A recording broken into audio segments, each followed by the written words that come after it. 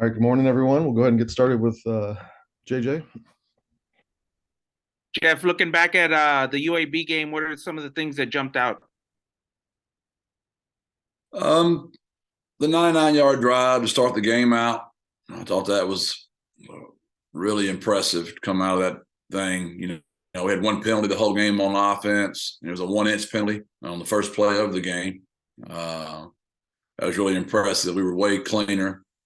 Disappointed we didn't, had a chance to put them away early. I thought 3 field goals we had to settle for, but man, those were great kicks by Sackett. That was really big.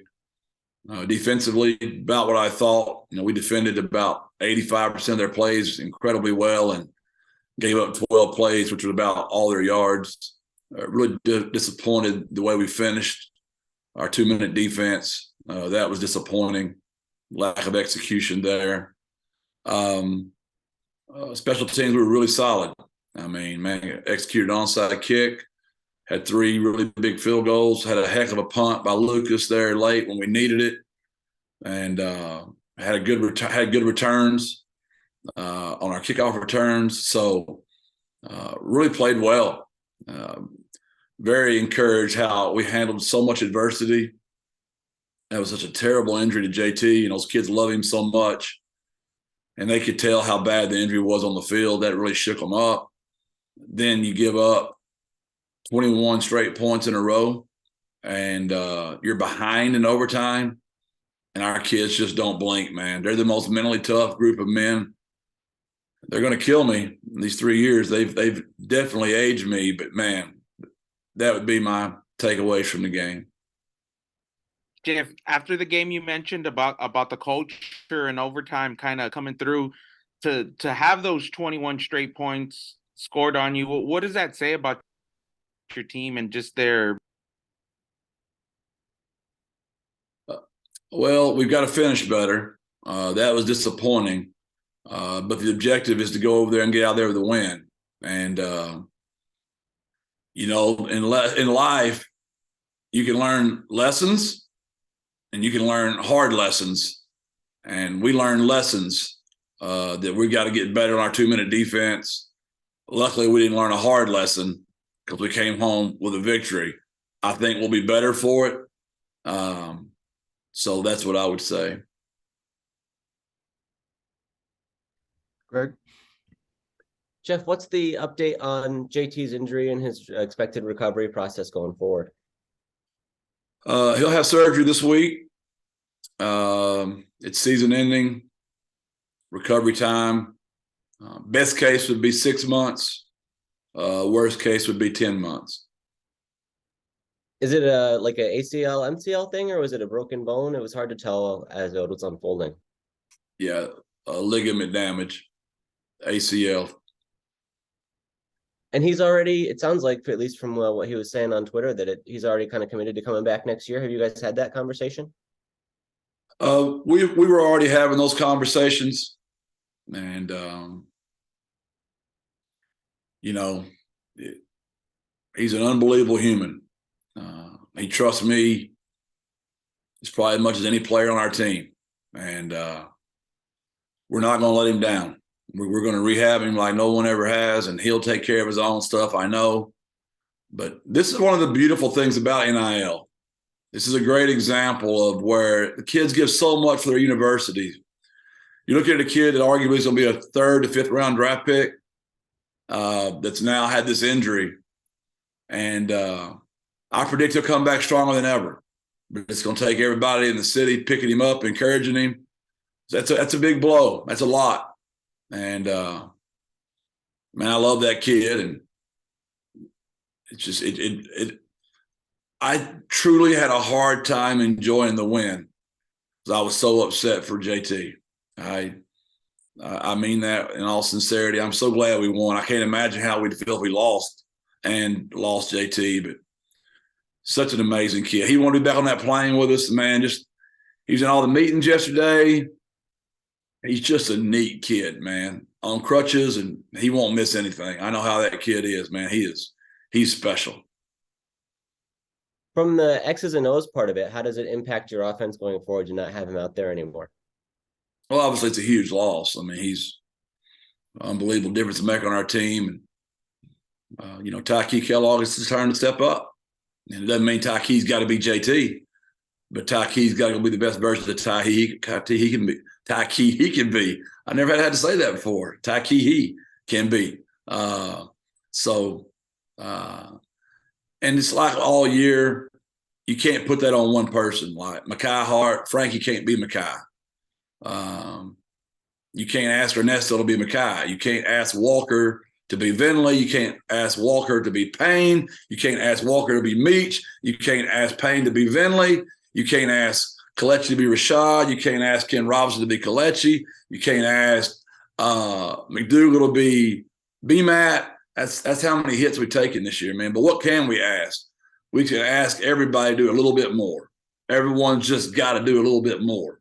And if all of us just do a little bit more, we'll keep finding a way to get home. And we just keep finding a way to get home right now. Is it easier or more straightforward for you guys to just look for the next man up at receiver, or do you have to consider maybe some more heavy sets or some 12 personnel rather than staying in 11 as much as you have been? Yeah, all that's on the table. All that's on the table, always. That's what coaching is. Get your best players on the football field, give them sound, simple plays that show off their talent, and maybe the couple of things they don't do well, try to hide that for them. That's what coaching is, period.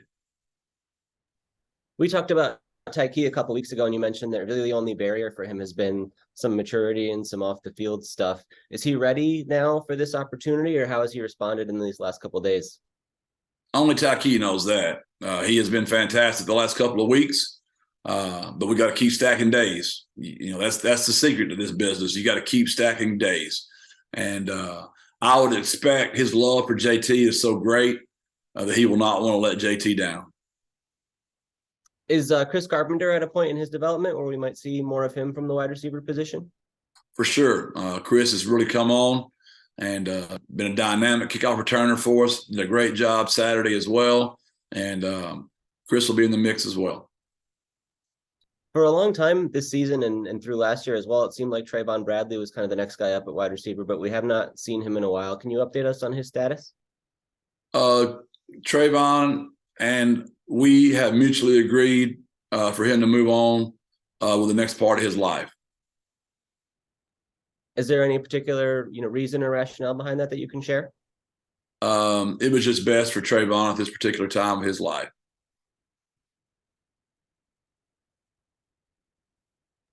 JJ? Jeff, how would you assess the play of your offensive line? And did they play all the starters the full game? All five, every play. Amen, amen, amen. Really proud of them, man. So happy for Payne Hebert. He's missed the entire season. I mean, finally gets to play and plays every snap. All five of them were Triangle Toughness Award winners. We ran the ball well. We protected our quarterback. Man, that was nice. That's fun to watch. Five guys work as one for an entire ball game.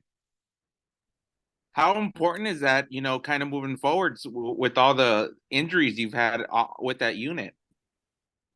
We feel deep for once, man. We got Vinley through the whole game without playing. We got, T. Haynes through the whole game without playing. Both of those guys could have played. They would not have been 100%. But, man, those five guys, we only had 70-something snaps, which is like 25 less than us because UAB did such a great job of maintaining the ball as well.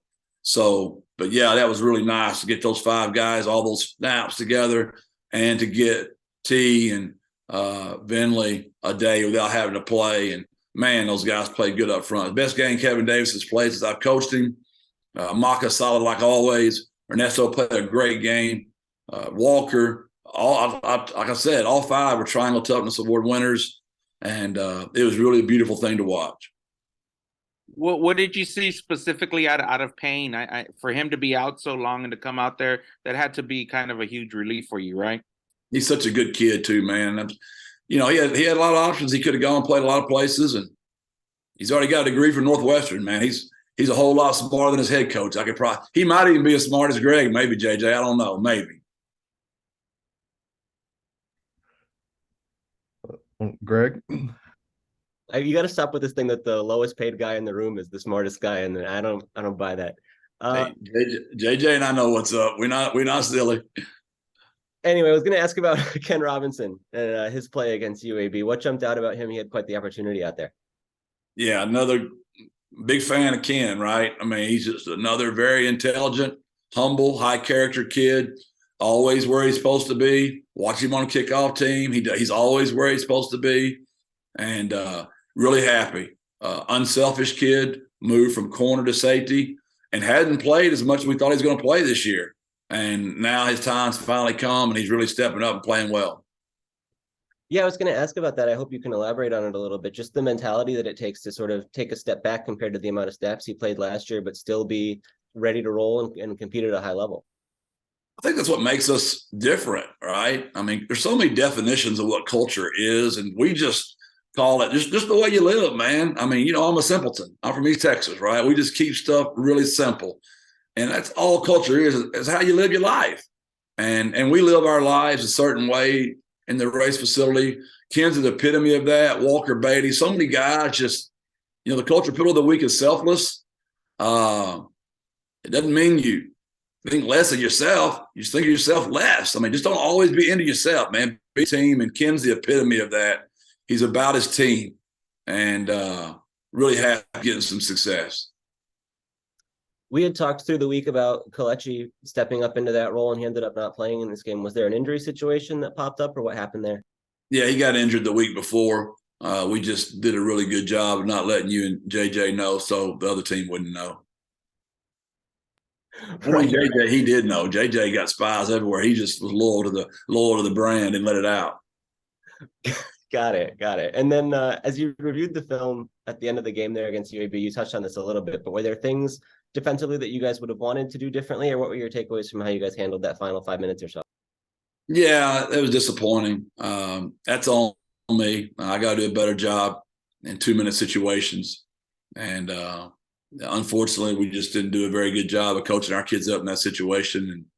And it was really bad, and it's all on me. And we've got to be better, and we'll get better this week because of it.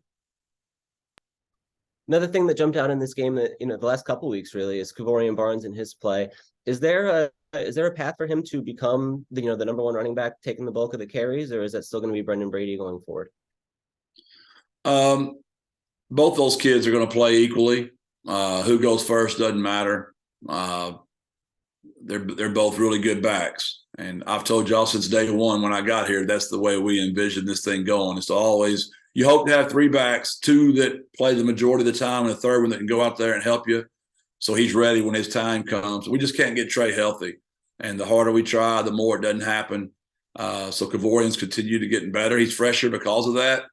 But yeah, both those kids will continue to play. How has Traylor kind of responded to that through the year? It seems like we can see some signs of frustration on the field. Yeah, that'd be a good way to describe it. I mean, he had choices, right? He was committed to TCU, and they're undefeated. I mean, you can imagine what goes through his mind. I don't know. I haven't really asked him, but I know that when things don't go well, you're just frustrated, especially at that age. I'm frustrated at my age when things don't go well.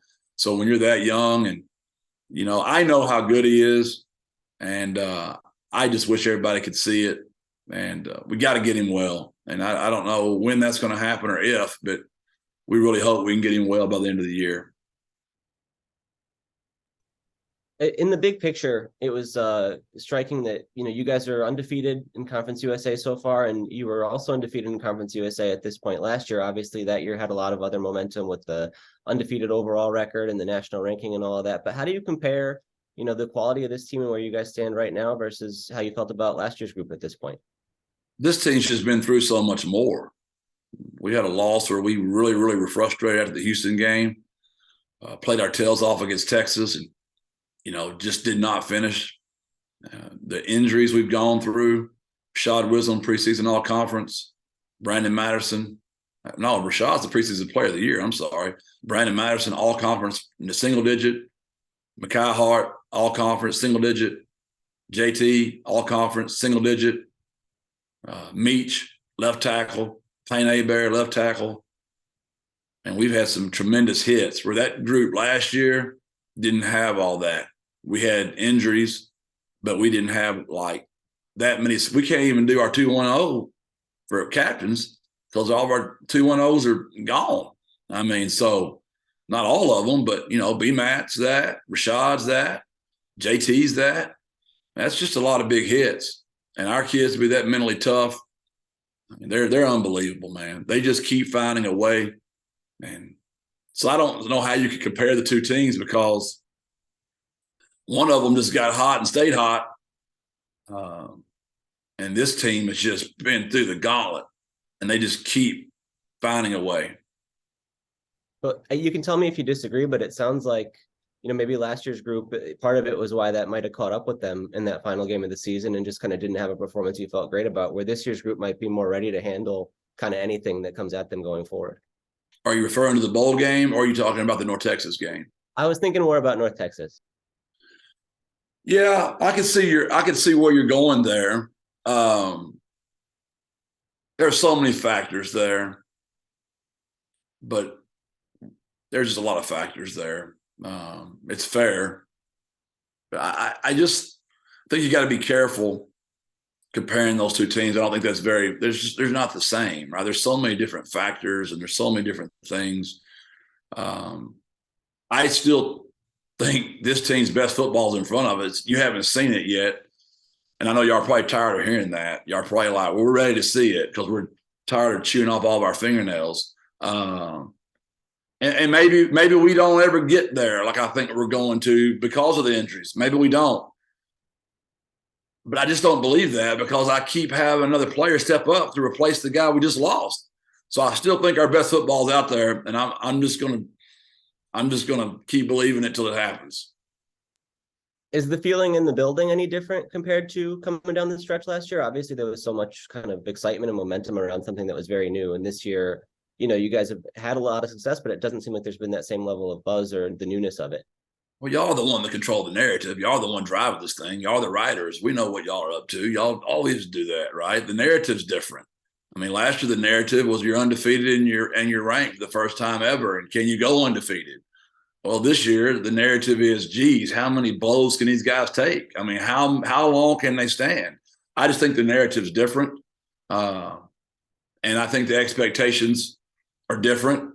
I think it's everybody that cheers for the Roadrunners now expects us to win every game. And where I think when we got here, probably doubt, then hope. And now it's like, we just expect to win every game. It doesn't matter who's injured. By gosh, they're just going to find a way. And our kids feel the exact same way. JJ? Jeff, kind of along those lines, you guys are big home favorites this week. What does that mean to you, and how do you kind of address that with the team this week? Well, JJ, in 1990, I was a history teacher, right? I had 4 preps, and world history, Texas history, U.S. history, and government. And on every one of those, I started with a current event. So, okay, you're in my class. All right, JJ, Coach Traylor's here to teach today. We're going to go over the current event. Hey, JJ, did you watch the Arkansas Liberty game this week? They were a 20-point favorite at home. They got beat by Liberty. Hey, JJ, did you happen to watch the Illinois game this week? They were a 20-point favorite at home versus Michigan State. Hey, guess what? Illinois got beat too. I mean, history is a great thing. We can learn from history, right?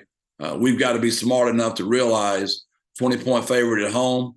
I bet Sam's a pretty good coach at all Arkansas. I bet Brett's a pretty good coach at all Illinois. So what is that? I mean, what is that when you don't cover a 20-point spread? Either the guys making the spread don't know what they're talking about, or the players believe the crud and they didn't prepare correctly. And I stole that straight from Saban, so it's not like it's an original quote. I'm just citing my source there for you, Greg. Jeff, also, this is Louisiana Tech better than their record? They have a pretty good passing offense, it seems like. They've got good players on offense, a bunch of them, man. The quarterback's really good. They've got 3 really good receivers.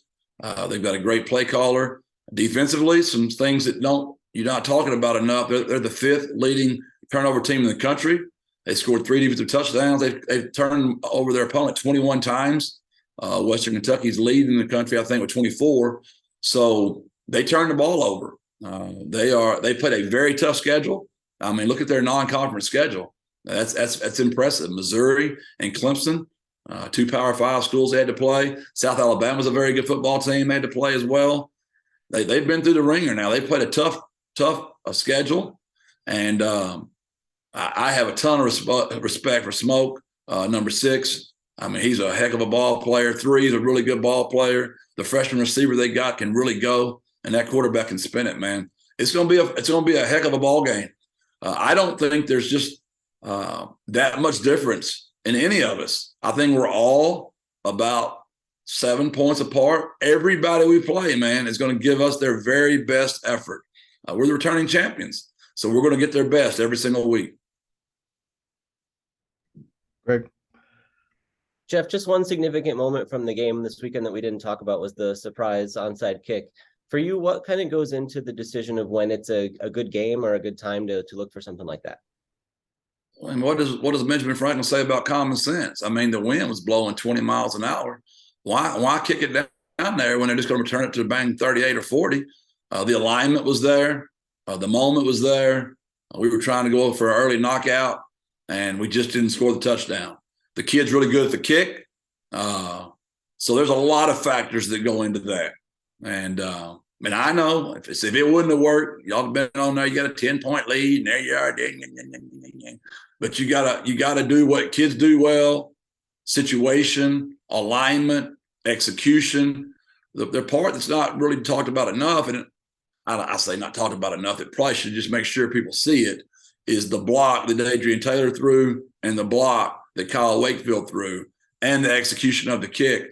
And we cannot forget the celebration by Tate. Classic.